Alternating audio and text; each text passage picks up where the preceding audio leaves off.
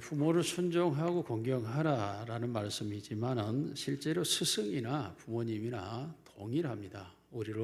우리 되게 하신 분들이 부모님이고 스승입니다. 그래서 이 말씀을 글자 그대로 가지고 한 말씀을 증가하려고 합니다. 먼저 옆사람과 서로 인사하겠습니다. 사랑합니다. 축복합니다. 당신이 최고입니다. 공경받는 부모가 됩시다. 순종하는 자녀가 됩시다. 2000년 11월 27일 영락 법인복지원 뒷문에 한 노인이 이불에 쌓인 채 버려진 사건이 있었습니다. 영락복지원 관리인의 말에 의하면 그 사람을 오전 중에 발견했고 급히 병원으로 이송하여 다행히 동사는 면할 수 있었다였습니다. 그런데 이 사건이 이제 상당히 심각하게 사회적 문제로 대두되어서 TV에서 현대판 고려장이라고 보도가 되었습니다. 이 사건이 심각해져가는 바람에 전국적으로 충격을 던져주었고 과연 우리의 부모의 위치는 어디인가? 라는 논란이 쟁점이 되었습니다. 그러자 2001년 5월 8일 TV에서 다큐멘터리로 이 사건을 추적하여 보도하였습니다. 사실상 이 사건의 주체는 35세인 최선호 씨라고 하는 아들이 참 잘생기고 건강하고 호남형이고 그리고 사업도 잘 되었는데 사업이 한순간에 부도가 나고 상황이 급박하게 어려워졌습니다. 이런 상황 속에서 그 집은 10월에 경매가 들어가서 넘어갔고 사글세로 내몰렸고 아이 셋과 아내와 이 병든 어머니를 모시고 사글세 살고 있었는데 그 사글세 값을 주지 못해서 쫓겨날 신세가 됐습니다. 그러자 그 아내는 가정을 버리고 어디론가 사라져 버렸습니다. 홀로 어떻게 이 아이와 어머니를 날마다 노동판에 가서 일을 하면서 끈끈이 근면이 연명하는 상황에서 돌볼 수가 없어서 아이 3명을 배단위 공원이라고 하는 곳에 아이를 맡겼습니다. 그리고 자신이 좀 더 돈을 벌어서 자립하면 아이를 찾아오겠다고 생각했고 그리고 자기 어머니를 돌볼 수가 없어서 자기가 모시고 있는 것보다는 복지원에다 맡기는 것이 더 낫지 않겠나고 판단했습니다. 물론 어머니를 맡기려고 복지원 여기저기를 찾아다니면서 의뢰하였지만 어느 한 곳도 돈을 주지 않으므로 받을 수가 없었다고 했습니다. 그러므로 할 수 없이 영락복지원에 있는 것이 자기는 하루 종일 일하고 있는 입장에서 어머니를 내어 맡기는 게 더 옳다고 판단되어서 어머니를 영락복지원에 두었다라고 말했습니다. 이로 인하여서 노인복지 문제 또한 부모의 문제가 사회 이슈가 되어서 심각하게 이 사건들이 보도가 되었습니다. 오늘 현실에 와서도 역시 부모의 문제가 현 사회적인 문제로 대두되고 있는 상황입니다. 디모데후서 3장 1절 2절은 이렇게 기록하고 있습니다. 같이 읽습니다. 시작. 너는 이것을 알라. 말세에 고통하는 때가 이르러 사람들이 자기를 사랑하며 돈을 사랑하며 자랑하며 교만하며 비방하며 부모를 거역하며 감사하지 아니하며 거룩하지 아니하며 말세에 나타난 죄악의 목록 중에 하나가 부모를 거역하며입니다. 이 부모를 거역한다고 하는 것은 결국은 마지막 때에 나타나는 사람들의 죄악의 현상이라는 것입니다. 자기 사랑하고 그러니까 개인주의, 이기주의를 뛰어넘은 자기주의 시대가 왔고 사람들이 돈을 사랑하며 그 어떤 것보다 돈을 더 남편보다 아내보다 부모보다 어떤 인간의 관계나 윤리보다 더 사랑하는 시대가 되어버렸고 이러한 시대에 나타나는 것이 사람들이 교만하고 해방하고 부모를 거역하는 죄악의 요소들이 등장하는 것입니다. 그러므로 부모를 모시지 않고 거역하는 것은 죄입니다. 달리 생각해서는 안 됩니다. 이 죄의 문제라는 것입니다. 우리가 지난주에도 보았듯이 로마서 1장 21절에 하나님이 그들을 상실한 마음대로 버려두었더니 그들의 죄악의 목록이 역시 부모를 거역하며 불의와 추악과 탐욕과 악의와 시기와 살인과 분쟁과 그리고 부모 거역의 죄악이 열거됩니다. 하나님이 없는 사람들이 가지고 있는 것 그것이 바로 부모를 거역하는 죄라고 라고 성경은 말합니다. 우리가 교회 출석만 한다고 해서 하나님 안에서 살고 있다라고 말할 수가 없습니다. 우리가 예배에 참석했다고 하는 것으로 인해서 우리가 하나님 자녀라고 말할 수만도 없습니다. 우리가 어느 교회에 소속되어 직분을 가졌다고 해서 천국이 보장된 것도 아닙니다. 우리가 교회에서 여러 가지 일을 하고 있다고 해서 내가 복을 받는 자라는 것도 아닙니다. 정말 하나님 중심의 삶을 살고 있고 하나님의 지배하는 삶을 살고 하나님의 자녀의 신분을 가지고 교회의 참된 구성원이 되었고 영적 그리스도인이 되었다면 그는 분명히 하나님이 없는 자의 죄악을 범하지는 않습니다. 그러므로 오늘 이 시대의 한국교회 성도 1000만에 700만이라 한다 할지라도 700만의 성도가 바르게 생활한다면 결코 부모를 거역하는 죄악이 이 사회에 발생할 수는 없을 것입니다. 성경에서 부모를 거역하여 죽은 사람의 죄악이 있죠. 그 사람이 바로 유명한 다윗의 아들 압살롬입니다. 압살롬은 어느 정도로 탁월했느냐 하면 열왕기상 1장 6절 말씀 같이 보면 얼마나 이 압살롬이 뛰어났던지 아버지가 한 말로도 이 압살롬을 책망한 적이 없었다라고 왕상 1장 6절은 기록합니다. 그러한 압살롬이 탁월했고 뛰어났죠. 그럼에도 불구하고 그는 부모를 거역합니다. 사무엘하 8장 18절에 보면 이 압살롬은 자기를 위해서 항상 자기의 비석을 세워서 기념비를 세워서 사무엘하 18장 18절 자기를 나타내는 삶을 살았습니다. 아버지 다윗이 왕인데도 불구하고 압살롬은 자기를 나타내는 일에 마침내 이 압살롬은 아버지를 반역했고 그로 인하여서 압살롬이 죽음에 이르게 되죠. 사무엘하 18장 14절에 가서 보면 왜 죽습니까? 자기가 가장 뛰어난 머리가 아주 머리칼이 좋았는데 그 머리칼이 말을 타고 달리다가 나무에 걸렸고 그러므로 다윗의 부하들에 의해서 새 창을 맞아서 압살롬이 죽음을 당합니다. 압살롬은 탁월한 사람이었습니다. 그 자녀들 중에도 다윗의 수많은 자녀는 가장 으뜸이었습니다. 그 모든 이스라엘 사람들이 다음의 왕은 압살롬이라고 여겼습니다. 아니 다윗 왕이 있는 중에도 압살롬을 추종하며 압살롬을 왕으로 섬겼습니다. 심지어 다윗의 충복 중에서도 압살롬의 오른팔이 된 신하들도 있습니다. 그러한 위대한 압살롬이 왜 그 젊은 나이에 죽음을 당했을까요? 이유는 하나입니다. 부모를 거역하는 일.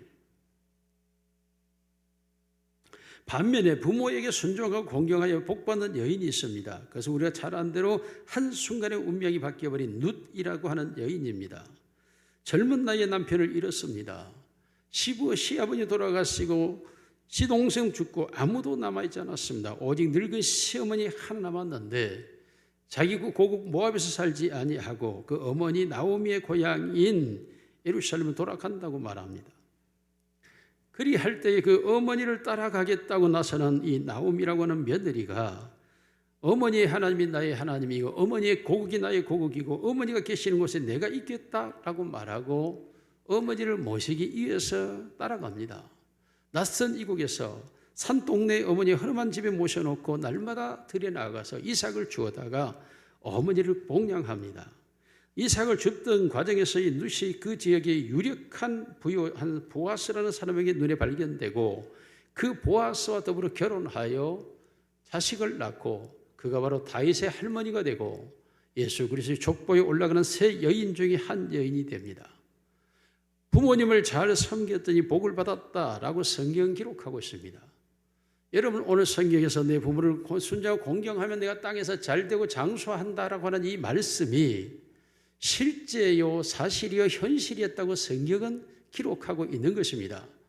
부모를 거역한 압살롬이 아무리 뛰어난 재능이 있어도 그는 젊은 나이에 죽음을 당하였고 가장 어렵게 되어진 운명 속에서도 그 운명을 아름다운 꽃으로 활짝 피어나게 하는 룻이라고 하는 여인은 부모를 공경했기 때문이라고 성경은 실예를 들어 우리에게 말씀하고 있는 것입니다. 다시 말하면 부모를 공경하고 순종한다고 하는 이 말씀이 단순한 하나님의 말씀이 아니라 이 세상에서의 사람의 운명을 결정하는 하나님의 말씀이라는 것입니다.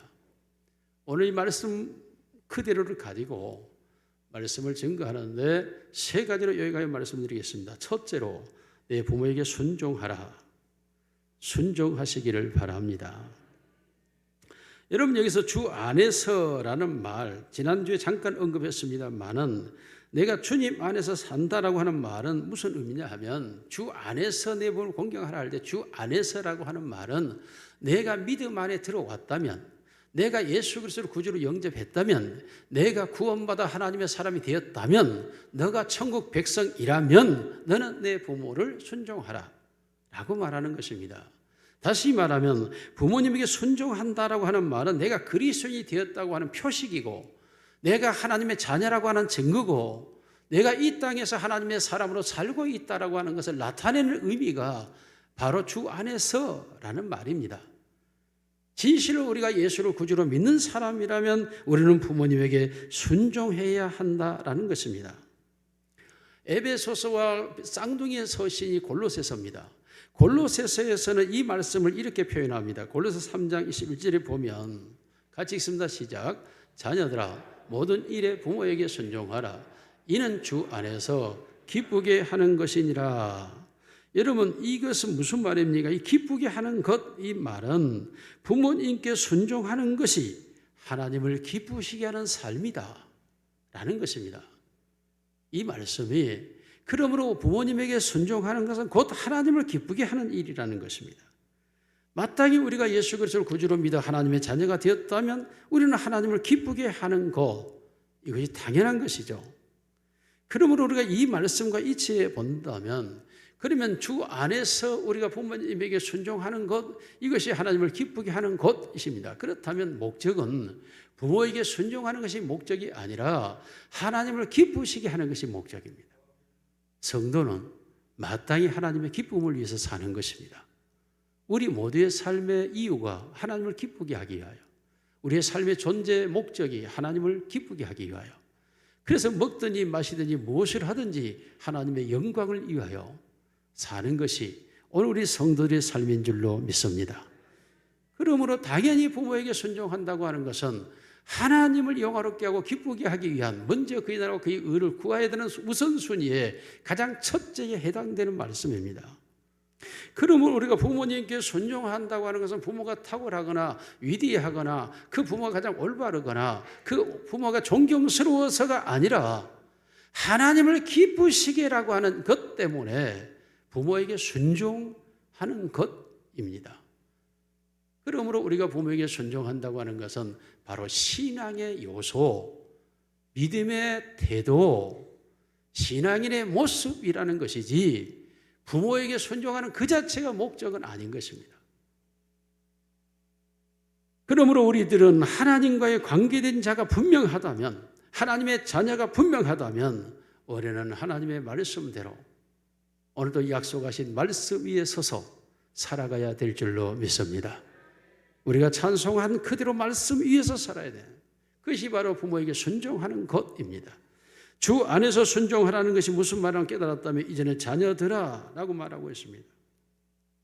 여러분 여기서 자녀들아 라고 말할 때 이 자녀들이라고 하는 그럼 어려서는 내가 부모에게 순종하고 성년이 되어서는 자녀가 아니기 때문에 부모에게 순종하지 않아도 된다라는 말이 아닙니다.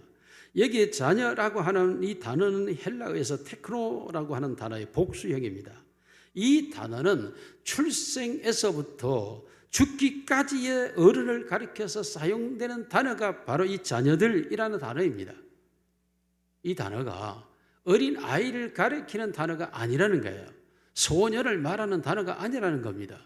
모든 사람이 부모에게서 태어난 사람이라면 그는 자녀다라는 말인 것입니다. 그러므로 이 자녀들이라고 하는 것은 나이가 어려서만 부모에게 순종하라는 게 아니라 나이가 늙어서도 부모가 계신다면 그 부모에게 순종하라라는 의미인 것입니다. 다시 말하면 나이와 상관없이 내가 누군가의 자녀였다면 그 누군가에게 순종하는 것, 즉 내가 자녀였다면 부모가 있었을 것이고 그렇다면 그 부모에게 순종하는 것을 가리켜서 자녀들아 라고 말하고 있는 것입니다. 그러므로 여기 자녀들아 하는 말을 어려서만이라는 단어로 축소시켜서는 안 된다는 의미입니다. 자녀들아 주 안에서 내 부모에게 순종하라고 말합니다. 이것이 옳으니라 라고 말하고 있습니다. 이 옳다라고 하는 이 말은 신약 성경에 183회가 기록됩니다. 이 단어는 절대적 명령이라고 말하며 절대적 가치를 강조할 때 쓰는 단어입니다.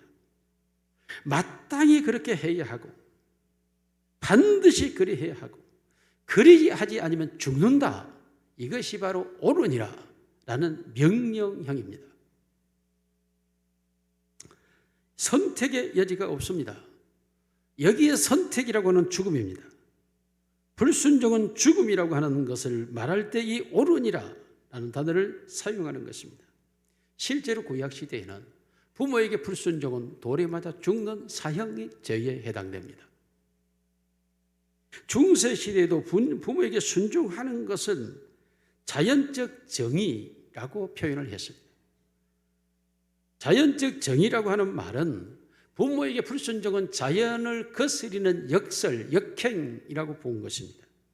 이 말을 다른 의미로 말하면 이 세상이 창조되었고 창조가 보존되기 위한 질서가 있는데 그 질서가 봄, 여름, 가을, 겨울을 만들어내는 것처럼 자녀는 부모에게 순종하는 것, 이것이 옳은 질서, 이것이 바른 질서, 이것이 순한 질서라고 말하고 있는 것입니다.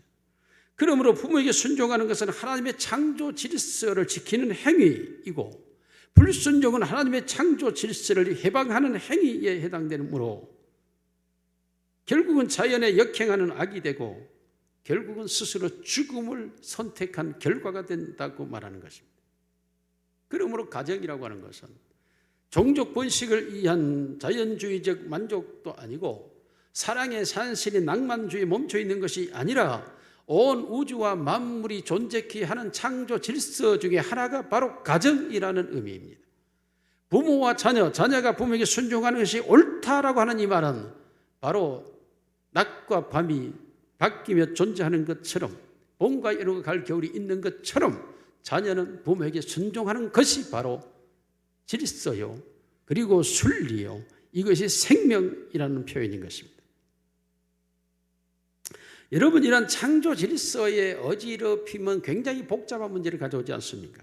근대 국가 속에서도 대통령을 탄핵하고 나서 군부와 그리고 정치 권력과의 서로 전쟁이 일어나서 내부적인 반역이 발생하게 되면 왕이 없어지고 무질서 혼란이 일어나고 사회적 약탈이 발생하고 법 집행자가 없으므로 누구도 보호받을 수 없고 보호되지도 않는 상황이 일어나면 이 극도의 혼란 상태는 서로가 죽이고 죽는 비극적인 상황을 만들어내버리고 마는 것입니다.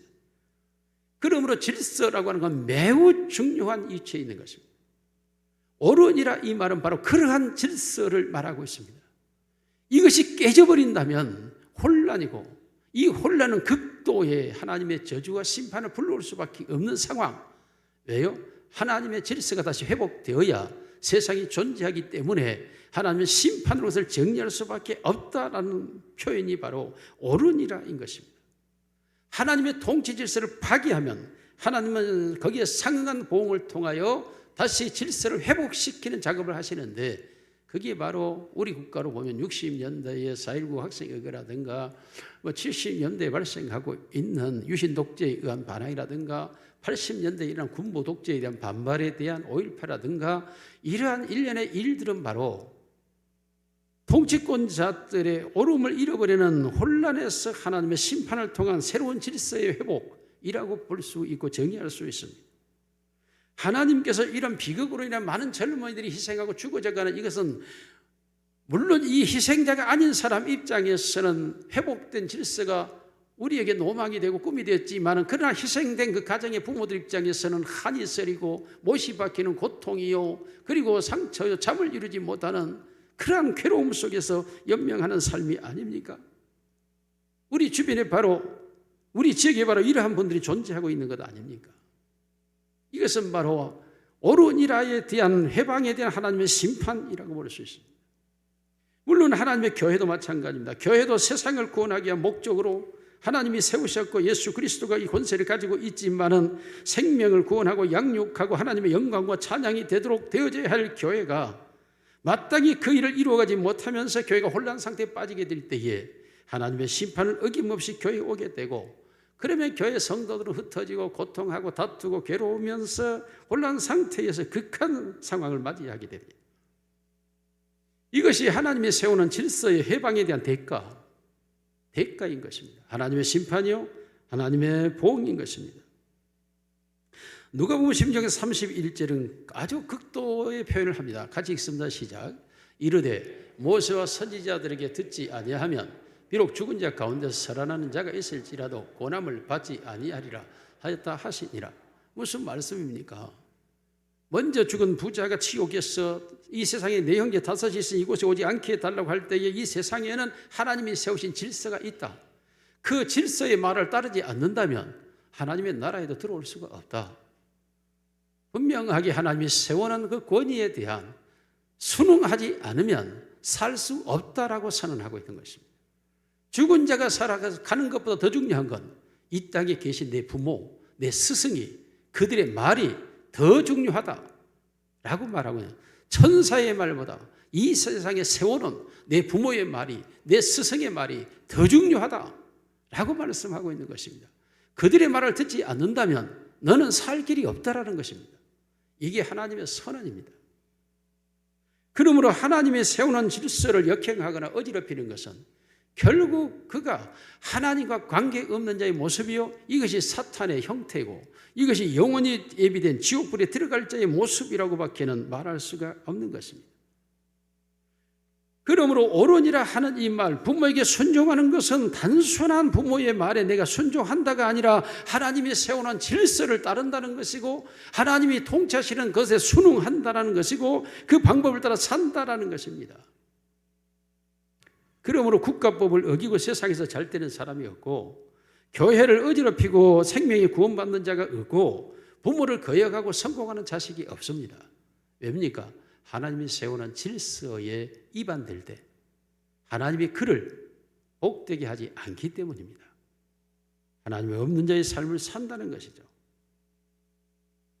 일이 되면 내가 내 부모, 자녀들아 내 부모에게 순종하라 그리하면 옳으니라. 이 옳음을 지키면 이것이 내가 잘되고 약속 있는 첫 계명인데, 그 약속의 첫 계명이 뭐냐? 너가 잘되고 라고 말합니다. 잘된다라고 하는 이 단어는 넓은 의미에서 가장 많이 사용된 단어인데, 구약성경에서 이 단어가 사용될 때는 대부분이 물질의 축복과 연결되어 있는 단어입니다. 즉 부모님께 순종하면 잘된다, 이 말은 물질의 복을 받는다라는 것입니다. 너가 물질을 잘 모으고 잘 선용하고 잘 사용하고 그 물질을 쓸 수 있도록 건강하고 행복하고 형통하다라는 의미인 것입니다. 부모님이 자녀들의 복의 근원이 된다는 의미죠. 다른 말하면. 그렇습니다. 여러분의 자녀들이 여러분을 공경하고 여러분을 순종한다면 여러분의 자녀들이 잘 될 수 있는 방법이라는 겁니다. 오늘 이 말씀을 들으면서 역행으로 생각해 볼 수 있어요. 내가 내 자녀를 잘 되게 하는 방법이 뭐냐? 내 말을 잘 듣고 순종하는 것이 내 자식이 잘 되는 하나님의 복을 받는 법이라고 말하고 있는 것입니다. 그래서 저희 어머니도 저에게 항상 어려서 그렇게 말하죠. 너는 엄마하고 체질이 같으니까 찬물 먹지 마라, 돼지고기 먹지 마라, 늘 그래요. 그런데도 불구하고 뭐 놀다 보면 찬물 먹게 되고 먹다 보면 돼지고기 먹게 되죠. 그렇게 되면 이장이 탈이 나고 그렇게 되면 배앓이가 시작되고 상당히 고통스러운 날들이 되죠. 부모님의 말을 잘 들었더니 이제는 찬물 안 먹고 돼지고기 안 먹었더니 속이 편하고 얼마나 건강해요. 그리고 저희 어머니 항상 하는 말이 그래요. 너는 다른 사람을 이해를 해야 된다. 이 말을 자주 해요. 이해를 해야 된다. 나는 그 말이 무슨 말인지, 나도 이해를 못하는데 남을 어떻게 이해하고 사느냐라고 생각했지만, 어머니가 하는 것을 가만히 보면 수용이죠. 수용. 이해라고 하는 것이 수용. 김센떡은 그런 게 김센떡이고, 박센떡은 그런 게 박센떡이고, 정센떡은 그러니까 정센떡이고, 동네 안에 마을 안에 얼마나 많은 유행의 사람이 있어요. 다 그들을 수용하는 것. 이게 이해죠. 이해. 여러분, 이와 같이 부모의 말을 잘 들으면 내가 잘 되는 거죠. 신약에서의 이 말이 잘 된다 하는 이 말은 영적인 축복을 포함하고 있습니다. 영적으로 잘 된다 이 말이에요. 부모에게 순종하면 잘 되고, 이 말이 영적으로 잘 된다는 거예요. 여러분은 영적인 축복을 사모하지 않는 것 같습니다만 영적인 축복을 사모하시기를 바랍니다. 여러분, 인간은 영성으로 존재하기 때문에 영이 잘 돼야 모든 것이 잘 됩니다. 영혼이 잘 돼가 범사가 잘 됩니다. 이 신령한 복이 가장 중요하죠. 우리의 삶 속에서 신령한 복 너무 중요해요. 영적인 능력이 우리에게 임해야 돼. 성령이 충만하고 은혜가 충만하고 말씀이 늘 새롭게 나를 만들어가고 구원의 즐거움이 회복되고 배에서 생수가 흘러넘치고 하나님이 주시는 풍요로운 빛이 내 안에 가득하게 되고 그 믿음이 더 견고해지고 소망의 장은 활짝 열리고 내 안에서 그리스도의 향기가 풀풀 나고 하늘의 세계가 내 안에 존재하고 마치 사막에서 오아시스를 만난 것과 같은 그 희락과 그 기쁨의 강수가 흘러넘치는 이 영적 세계의 것은 하나님의 복입니다. 하나님이 복을 주셔야 영적 은혜를 받게 되는 거죠. 그런데 성경이 놀라게도 내 부모에게 순종하면, 너가 그 옳은 일을 하면 너가 잘 되고, 놀라게도 영적인 부요함이 임하게 되는 줄로 믿습니다. 뿐만 아니라 보너스가 있습니다. 땅에서 장수하리라. 부모님께 순종하는 사람은 이 세상에서 잘 되는데 잘 되는 걸 더 누릴 수 있도록 삶을 연장시켜 주신다는 거예요. 이게 얼마나 감사합니까? 이게 약속 있는 첫 계명이라고 말해요. 하나님께서 모세에게 계명을 줄 때 10계명을 주는데 1계명에서 4계명을 한 돌판에 새겨주고 5계명에서 10계명에서 또 다른 한 돌판을 줘요. 그래서 돌판 2개죠. 돌판이 2개인데 이 중에 또 하나의 법계 5계명에서 6계명까지 5계명이 첫 계명, 인간과 인간의 관계에서 지켜야 될 계명, 그것이 내 부모를 공경하라 하는 거예요. 내 부모에게 순종하라. 그래 이 약속을 지키면 내가 땅에서 잘 될 뿐만 아니라 그것을 오래도록 누릴 수 있도록 장수의 축복을 약속하고 있는 것입니다. 사랑하는 성도 여러분, 우리 모두가 이러한 복을 누리시기를 주의 이름으로 축원합니다. 여러분 1절과 4절 같이 한번 읽어요. 1절 같이 읽습니다. 시작. 자녀들아 주 안에서 너희 부모에게 순종하라. 이것이 옳으니라. 자, 4절 시작. 또 아비들아 너희 자녀를 노엽게 하지 말고 오직 주의 교훈과 훈계로 양육하라. 여러분은 여기서 자녀들의 1절과 4절의 아비들을 동일한 말이에요. 왜냐하면 잠언 4장 1절을 보면 이렇게 기록합니다. 시작. 아들들아 아비의 훈계를 들으며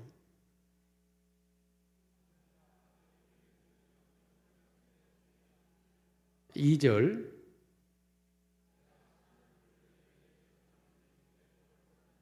3절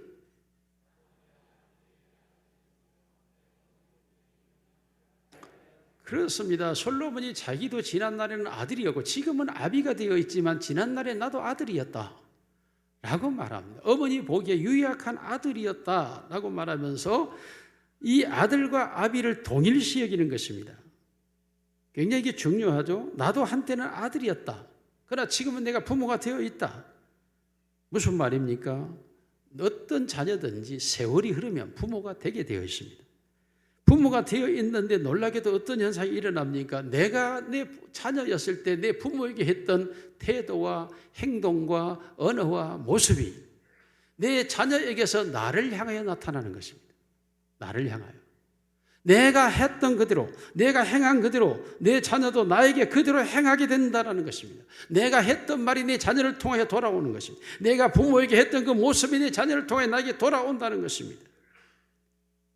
누구나 다 자녀들이고 누구나 다 아비가 되는 것입니다. 누구나 다. 언젠가는 나도 내 자녀로부터 순종과 공경을 받아야 될 늙은 아비가 될 수 있는 위치에 내가 있다는 것입니다. 그러나 중요한 건 내가 어떻게 했느냐가 내게로 그대로 돌아오는 거예요. 돌아오는 거. 그러므로 자녀는 말로 교육되지 아니하고 본으로 교육이 된다는 말입니다. 내가 했던 태도와 모습과 언어와 그것이 그대로 내 자녀에게서 그대로 나타나는 것입니다. 그러므로 오늘 성경은 우리에게 자녀들하고는 아비들이 되어진다는 사실을 기억하고 아비들아 내 자녀를 주의 교양과 훈계로 양육해야 한다고 말씀하고 있는 것입니다. 사랑하는 성도 여러분, 우리의 자녀들이 우리를 공경하는, 우리에게 순종하는 자녀가 되기를 주의 이름으로 축원합니다. 두 번째로 부모를 공경하라입니다. 여러분, 부모를 순종만 하고 공경치 않는 것은 위선입니다. 마음에 담겨 있는 게 공경이고 나타나는 행동이 순종입니다. 그러면 행동으로 나타나려면 마음에 공경이라는 단어가 들어있어야 된다라는 겁니다. 여러분, 이 공경이라고 하는 단어는 아주 무거운이라는 뜻입니다. 아주 무겁다. 이 단어를 해석하면 이 단어가 아주 무겁다고 하는 말은 매우 소중하고 매우 중요하다라는 겁니다. 그래서 이 단어, 이 공경의 단어가 그 시대에 사용될 때는 인간의 내장을 가리킬 때 사용된 단어입니다. 다시 말해 인간의 간장, 폐장, 위장, 이 장을 가리킬 때 사용되는 그 단어의 어근. 그러므로 몸속에 있는 우리의 장기가 얼마나 중요합니까? 여러분, 우리가 겉에 있는 것으로는 그렇게 생명의 위협을 느끼지 않지만 우리의 오장에 문제가 생기면 생명의 위협이 직결됩니다. 그래서 옛날에 원자력 병원에 우리 교인들이 입원해 있으면 그 심방을 가면 거기에 6층부터 뭐 9층까지 있어요. 10몇 층까지 있는데 그때 가서 보면 6층은 위암 환자, 7층은 장암 환자, 8층은 간암 환자, 9층은 폐암, 그 위에는 실계, 담. 그런데 그 층이 높을수록 하늘과 가깝다 그래요. 여러분, 우리의 내장에 문제가 생겼을 경우는 생명의 위협이 있습니다. 그만큼 우리의 내장을 중요시 여기라는 거죠. 왜? 생명이기 때문에. 내 심장에 문제가 발생하면 즉시 죽음에 직결되는 것입니다. 그러므로 우리의 몸의 장기 매우 중요하죠. 그래서 장기가 나빠지면 몸 전체가 생명의 위협을 느끼게 되어 있습니다. 그러면 언제나 장기를, 우리의 내장을 좋게 해야 되겠죠. 그만큼 사람이 생명과 직결된 내장을 중요하게 무겁게 여기는 것처럼 부모를 그렇게 중하게 소중하게 여기는 마음, 이걸 공경이라고 합니다. 우리의 부모님을 귀중하게 소중하게 여기라는 거죠. 그러나 오늘 이 사회가 실용주의 사회에서는 필요한 것이 가치다. 부모가 늙었고 병들었고 그래서 우리의 재산에 손실이 되면 필요하지 않다. 이런 개념이면 부모를 버려야 된다. 왜? 내게 필요하지 않으니까. 뿐만 아니라 이러한 문제가 실용주의뿐만이 아니라 물질주의의 시대가 되어서 물질적인 가치가 없다. 버려야 된다. 여러분, 편리주의죠. 삶은 편리하게 살아야 돼. 늙은 부모가 있으면 불편하잖아. 그래서 버려야 된다. 단순히 원리가 지배하고 있죠. 세상 복잡하니까 단순하게 살아야 돼. 그런데 단순치 않는 부모가 있으면 이게 단순하지가 않아. 마음대로 살고 싶은데 이기주의로 살고 싶은데 부모가 있으면 이타주의로 살아야 되는데 부모 중심으로 가야 되는데 이게 안 되니까 부모를 버려야 된다. 부모를 거역하고 모시지 않으려 하는 시대적 이유가 너무 많죠. 실용주의도 물질주의도 편리주의도 단순 원리도 이기주의도 가득 차 있고 팽배이기 때문에 나 외에 다른 그 누가 그것도 나에게 불편과 부담이 되는 존재가 있다는 게 싫다. 그러므로 부모를 거역하고 부모를 공경하지 않는 시대가 되어버린 거죠. 부모가 있으므로도 복잡하다. 그러므로 부모가 없어야 된다라고 말하고 부모를 공경하지 않는 귀하게 여기지 않는 시대가 되어버렸어요. 그러나 여러분, 하나님은 너가 부모를 가장 소중하게, 가장 귀하게, 가장 필요한 자로, 가장 너를 편리하게 해줄 자로, 너를 가장 단순한 삶으로 너가 원하는 이기주의를 만족시키기 원한다면 너는 부모를 소중하게 여겨야 된다. 부모를 귀하게 여겨야 된다는 거예요. 부모를 그만큼 내가 소중하고 귀중하게 여기면 하나님은 너의 삶에 대하여 꼬이고 힘든 일들을 풀어서 헤쳐주고 너의 가는 길을 형통하게 하고 너의 삶을 잘되게 하고 너를 장수하게 하시는. 그러므로 사랑하는 성도 여러분, 우리 모두가 부모님을 공경하시기를 바랍니다. 여러분 자녀들이 여러분을 공경하시기를 바랍니다. 내가 이 세상에 아무것도 가진 것이 없고 아무런 능력이 없다면 딱 하나를 가져야 됩니다. 부모를 공경하는 마음. 그 하나를 가지면 하나님이 삶을 책임져 주십니다. 우리의 자녀들이 아무런 보잘것없는 자녀라 할지라도 그 자녀들의 마음속에 부모를 공경하는 마음 하나만 들어오면 그때부터 하나님이 그 자녀의 인생을 책임집니다. 이건 약속 있는 첫 계명입니다. 하나님이 우리를 죄와 사망에서 구원해 주겠다는 약속을 이루셨던 그 하나님이 우리가 이 세상에서 땅에서 잘되고 장수하게 하리라는 약속 있는 계명이라고 하나님이 인간에게 유일하게 던진 게 이 말씀이에요. 약속을 던졌습니다. 땅에서 잘되고 장수하는 방법이라고 말하고 있습니다. 그러므로 어떤 경우에도 우리가 부모를 공경하셔야 됩니다. 가장 소중하게, 가장 귀하게, 부동산보다 내 자녀, 내 남편, 내 아내보다 부모를 더 소중한 존재로 내가 내 내장을 가장 귀하게 여기는 것처럼 내 남편을 귀하게 여기고 내 자녀를 귀하게 여기고 재산을 귀하게 여기도 내 내장, 내 심장보다 더 귀하게 여기지 않습니다. 모든 것을 초월하여 내 부모를 가장 귀하게 여길 때에 하나님의 약속이 임하게 될 줄로 믿습니다. 마지막 세 번째로 예수님처럼 부모를 공경해야 됩니다. 예수님은 부모님을 순종했습니다. 소년 예수께서 누가복음 2장 51절입니다. 같이 읽습니다. 시작. 예수께서 함께 내려가사 나사렛에 이르러 순종하여 받으시더라. 그 어머니는 이 모든 말을 마음에 두니라. 예수님이 어머니를 순종하여 받들었다. 이 받들었다 이 말이 공경하답니다. 예수님이 어머니를 귀하게 여겼다는 거예요. 고귀하게 여겼다라고 말하고 있습니다. 여러분 이게 이해됩니까? 그러나 이게 하나님의 말씀이기 때문에 예수님도 성경을 응하게 하려 합니다. 성경이 성경되게 하기 위하여 예수님이 이 땅에 오셨고 이 땅에서 고난을 받으셨고 그 일환으로 어머니를 받들었다고 말하고 있는 것입니다. 예수님이 십자가에 죽어야 되는 것처럼 어머니를 받드는 것도 그와 동일 일맥상통하는 의미라고 말하고 있습니다. 여러분 오늘날 많은 자녀들이 세대 차이가 난다고 말합니다.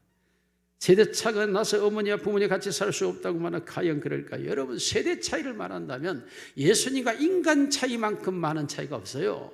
예수님은 하나님이십니다. 인간은 피조물입니다. 만들어진 자와 만든 자의 차이입니다. 여러분 시간적으로 봐도 천년 만년의 차이가 나죠. 예수님은 영원하고 우리는 한시적 존재입니다. 유한한 존재와 무한한 존재의 차이가 존재합니다. 예수님은 전지하십니다. 우리는 무능합니다. 예수님은 무한하십니다. 우리는 한계가 있습니다. 우리는 죄인입니다. 예수님은 절대 의인입니다. 완전한 자와 불완전한 자의 차이입니다. 하늘과 땅의 모든 권세를 가진 자와 무권세의 무능력자입니다. 예수님과 인간만큼의 큰 차이가 없는데 그 예수님은 어머니 마리아를 받드셨다, 공경했다라고 말하고 있습니다. 순종하며 공경했다라고 말하고 그 일환으로 가나안의 혼인잔치집이 아직 자기 때가 되지 않았음에도 불구하고 하나님이 정한 때가 아님에도 불구하고 어머니의 말씀에 순종하여 가나안의 혼인잔치의 포도주를 만듭니다. 이와 같이 예수님은 실제적으로 어머니를 공경하고 그 어머니의 말을 무겁게 여기고 자기의 때가 아님에도 순종하였다고 말함으로써 육신의 어머니 마리아를 하나님이신 예수님이 어떻게 모셨는가를 말씀하고 있습니다. 세대 차이가 아닙니다. 문제는 관계죠. 차이가 문제가 아니라 관계입니다. 차이는 관계를 이기지 못하고 관계는 차이를 뛰어넘습니다. 여러분이 서로 사랑하여 부부간에 결혼했습니다. 그 사랑할 때 둘이 연애할 때 뭐 차이가 있었습니까? 독일일체였죠. 서로가 먹는 것도 노는 것도 전혀 둘이 하나가 뒤에서 결혼했죠. 살아보니까 어쩝니까? 살아보니까 달라도 이렇게 달라요. 틀려도 이렇게 틀려. 아니 안 맞아도 이렇게 안 맞을 수가 있나? 우리 차이를 못 느끼며 결혼했던 부부가 살아가면서 세월이 흘러가면서 더 같아질 줄 알았는데 더 달라진 것, 더 안 맞는 것, 더 틀린 것만 잔뜩 드러나고 있어요. 그러니까 이혼하자는 것 아닙니까? 이 말씀 무슨 말입니까? 차이는 관계를 뛰어넘지 못하고 관계는 차이를 뛰어넘는 거예요. 사랑의 관계가 형성되면 차이는 존재하지 않습니다. 예수님이 사랑으로 우리를 찾아오셨기 때문에 사랑의 관계를 형성했기 때문에 어떤 차이도 발견하지 않습니다. 그러므로 우리의 관계가 무엇이냐가 중요하죠. 여러분 실제적으로 우리 경험하지 않습니까? 부모와 자식의 관계, 자식과 자식의 형제와 형제의 관계, 친척과 친척의 관계는 웬만한 차이를 우리가 극복하고 뛰어넘지 않습니까? 그렇다고 한다면 세대 차이란 존재하지 않습니다. 우리는 부모와 자식의 관계라면 세대 차이는 존재해서도 안 됩니다. 우리 모두가 사랑의 관계로 들어간다면 어떤 관계도 남아있을 수 없죠. 예수님처럼 우리도 부모님을 순종하며 받드시기를 주의 이름으로 축원합니다. 예수님께서는 친히 부모를 공경하지 않는 자들을 가르쳤습니다. 마태복음 15장 4절입니다. 같이 읽습니다. 시작. 또 아버지나 어머니를 비방하는 자는 반드시 죽음을 당하리라 하셨거늘 너희는 이르되 누구든지 아버지에게나 어머니에게 말하기를 내가 드려 유익하게 할 것이 하나님께 드림이 되었다고 하기만 하면 그 부모를 공경할 것이 없다 하여 너희의 전통으로 하나님의 말씀을 폐하는도다. 전통을 통하여 하나님의 말씀을 폐하는 이 유대의 종교의 모습을 예수님께서 책망하며 지적하며 가르치고 있습니다. 저들은 부모님에게 모든 걸 드리고 유익하게 해야 함에도 불구하고 부모님께 드릴 것을 하나님께 드렸다고 하면 고르반 제도라는 걸 통해서 고르반 했다 그러면 부모에게 안 드려도 상관이 없다. 너희는 하나님의 말씀을 어기고 있는 것이다. 여러분 이러한 고르반과 같은 바리새인과 서기관들과 제사장들의 죄악이 오늘 우리에게 있을 수도 있습니다. 우리도 어떤 이유로 인하여 부모에게 하지 않으면서 그것을 옳다라고 여기지 않습니까? 혹시 여러분이 하나님께 10의 1조를 드림으로 나는 하나님께 드림이 바빠서 부모를 공경하지 못하고 섬기지 못했다는 것으로 합리화시키고 있지는 않습니까?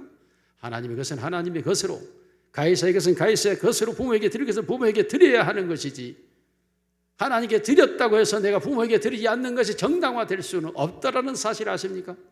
하나님을 예배하는 시간이 바빠서 내가 부모님을 찾아뵙지 못했습니다. 정당할까요? 아닙니다. 하나님을 찾는 건 하나님을 찾는 것이고 부모를 찾는 건 부모를 찾는 것입니다. 시간이든 물질이든 마음이든 정성이든 모든 물질이든 사용하는 것이 하나님의 것과 부모의 것은 구분되어 있는 것입니다. 그러므로 우리가 진실로 예수님께서 가르치시는 대로 부모를 공경하시기를 주의 이름으로 축원합니다. 디모데전서 5장 8절 같이 읽습니다. 시작. 누구든지 자기 친족, 특히 자기 가족을 돌보지 아니하며 믿음을 배반한 자, 불신자보다 더 악한 자. 여러분 부모를 돌아보지 않은 자는 불신자요, 불신자보다 더 악한 자라는 것입니다. 그러므로 오늘은 부모님과 자녀의 관계를 또한 나애가 부모라면 나와 내 자녀의 관계를 바르게 가져서 하나님의 약속 있는 첫 계명을 받는 가정이 되기를 주의 이름으로 축원합니다. 예수님은 세 번째로 예수님은 부모님에게 최고의 존칭어를 사용했습니다. 예수님은 어머니를 향하여 귀나이스 십자가에 달려서 여인이여 나를 보소서라고 말합니다. 최고의 존경어를 사용했습니다. 여러분 부모님에게 함부로 말하지 마시고 물론 이모로 와서 가까워서 여러분 말을 사용할지 모르지만 부모에게 상처가 될 수 있을지 모르니까 항상 공경하는 마음을 담고 부모님에게 존경어를 사용하고 공손한 언어를 사용해야 돼요. 왜입니까? 노인이 되면 심장이 약합니다. 조금만 큰 소리가 나도 떨려요. 그러니까 부모님들에게 다가가서는 조용조용하게 큰 소리로 말하지 말고 부드러운 소리로 말을 해야 합니다. 그리고 존칭어를 반드시 사용해야 됩니다. 무시하는 언어를 사용해서는 안 됩니다. 부모의 마음속에 저것이 나를 무시해? 그 순간 하나님이 듣습니다. 하나님이 들으면 어떻게 할 것 같아요? 그러므로 부모님에게는 항상 존칭어를 사용해야 돼요. 그러면서 반드시 책임을 져야 합니다. 예수님께서 십자가에 죽으시면서 자기의 제자 요한에게 이제는 요한아 내 어머니다 라고 자기 어머니를 요한에게 맡깁니다. 여러분이 요한이라고 하는 사람이 예수님의 어머니를 모셨기 때문에 터키를 가게 되면 성지순례 가면 터키 가게 되면 마리아의 집이라고 하는 곳이 있는데 그곳에 요한이 있어요. 요한이 마리아를 잘 모시는 모습이 있습니다. 얼마나 이 요한이 어머니를 마리아를 잘 모셨는지 기념교회가 존재하고 있죠. 예배소위가 있습니다. 과연 그렇다면 이 요한은 말씀대로 되었을까요? 그렇습니다. 이 요한의 별명은 우레의 아들이에요. 우레의 아들은 말은 번개라는 번개. 요한의 별명이 번개입니다. 우레의 아들. 얼마나 이 요한이 성질이 급했느냐면 누가복음 9장 54절을 보면 같이 읽습니다. 시작. 제자 야고보와 요한이 이를 보고 이르되 주여 우리가 불을 명하여 하늘로부터 내려 저들을 멸하라 하기를 원하시나요? 사마리아로 지나가다가 예수님과 제자들을 사마리아에 영접을 안 했어요. 이 요한이 야고보와 요한이 바로 말하 예수님 하늘에서 불을 내려 찾았다 깡그리 이 마을을 불살라 버릴까요? 이렇게 말한 게 요한이에요.